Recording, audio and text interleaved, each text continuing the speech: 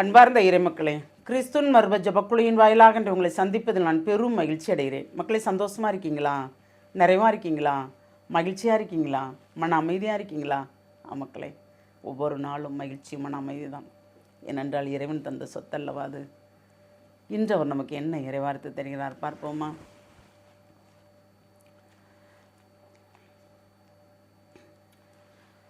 இறைவாக்கினர் எசையா எழுதிய நூல் அதிகாரம் 65, இறை வார்த்தை 20-22 முடிய.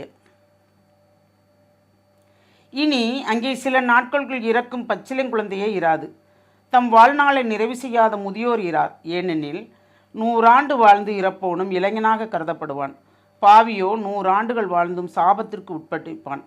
அவர்கள் வீடு கட்டி அங்கு குடியிருப்பார்கள். திராட்சை நட்டு அதன் கனிகளை உண்பார்கள்.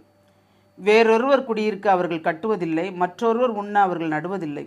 மரங்களின் வாழ்நாள் போன்றே என் மக்களின் வாழ்நாளும் இருக்கும். நான் தேர்ந்து கொண்டவர்கள் தங்கள் உழைப்பின் பயனை நெடுநாள் துய்ப்பார்கள். Praise the Lord. அவரோடு இணைந்திருக்கும்போது, ஏனென்றால் இறப்பும் பிறப்பும் இறப்பும் அவருக்கு சொந்தம் இல்லையா? மக்கள் செல்வங்கள் இல்லை என்று கவலைப்பட்டு மக்கள் செல்வங்களை பெற்றுக்கொள்ளும்போது அது இறக்கும்போது எவ்வளவு துயரம் வருகிறது இல்லையா? அவருக்குள் இருக்கும்போது இனிமே இறப்பே இல்லை. எப்படி சொல்கிறாருன்னா, சில நாட்களுக்குள் இறக்கும் பச்சிலங்குழந்தையே இராது அப்படின்னு சொல்கிறார். அந்த குழந்தைகள் இறப்பையும் குறிக்கிறார். நோய் நொடிகளில் கொடுக்குறோம் இல்லையா? அந்த நோய் நொடிகளுக்கு உண்டான காரணம் இல்லாதவாறு ஆண்டவர் பாதுகாக்கிறார். வயது முதிர்ந்து 100 வயதோ 99 வயதோ இருந்தாலும் அவர்கள் பெருமைக்குரியவர்களாக பேசப்படுவார்கள். 100 வயதுக்கு மேல் வாழ்ந்தாலும் பாவத்தில் விழுந்திருந்தால் அவர்கள் சபிக்கப்படுவார்கள் என்று சொல்லுகிறார். இறைவார்த்தை சொல்லுகிறது மக்களே, நான் சொல்லலை. 100 ஆண்டு வாழ்ந்து இறப்போனும் இளைஞனாக கருதப்படுவான். பாவியும் 100 ஆண்டுகள் வாழ்ந்தாலும் சாபத்திற்கு உட்பட்டிருப்பான். அவன் இருப்பதை விட மரிப்பது மேல் என்று சொல்வார்கள் அல்லவா? அதுபோல் தான் இதுவும். நாமே வீடு கட்டி நாமே குடியிருப்போம் என்று சொல்கிறார். நாம் வீடு கட்ட வேறொரு குடியிருப்பில், அதாவது கடன் உடன் வாங்கி வீடு கட்டிடுவாங்க. ஒரு வீடு வேணும்னு கட்டிடுவாங்க. இடம் வாங்குவாங்க, கடன். வீடு கட்டுவாங்க, கடன்.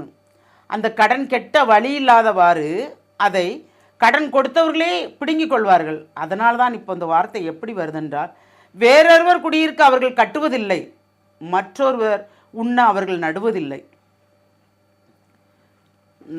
நம் உழைப்பின் பயனை நம்மளே உண்ணும்படியும் நாம் கட்டிய வீட்டில் நாமே வாழும்படியும் ஆண்டவர் ஆசீர்வதிக்கிறார். இது எவ்வளோ பெரிய ஆசீர்வாதம் இல்லையா? அதற்கு என்ன கைமாறு நாம் கொடுக்க வேண்டும்? நாம் அவருக்கு உகந்த வாழ்க்கை வாழ வேண்டும். அது ஒன்று மட்டும்தான் கேட்கிறார். அவர் பொண்ணும் கேட்கல, பொருளும் கேட்கல, ஒன்றும் கேட்கல. தூய்மையான வாழ்க்கை கேட்கிறார். ஏனென்றால் பொண்ணும் பொருளும் அவருக்கு தான் சொந்தம். அவர் தந்தாதான் நம்மகிட்ட தங்கும் இல்லையா? இவ்வுலகில் வாழும் நாள் வரைக்கும் தூய்மையான வாழ்க்கை வாழ்ந்தோம் என்றால் இறைவார்த்தையில் சொன்னபடி அனைத்துமே நமக்கு நிறைவாக நடக்கும். அந்த நிறைவை கேட்போமா?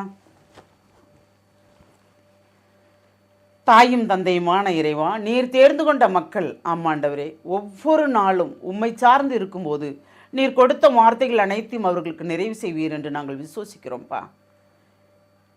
யாரெல்லாம் உம்மை நோக்கி புலம்புகிறார்களோ அவர்களுக்கு அனைத்துக்கும் நீ நிறைவே கொடுக்க போகிற அந்த கிருபைக்கு நன்றி ஆண்டவரே.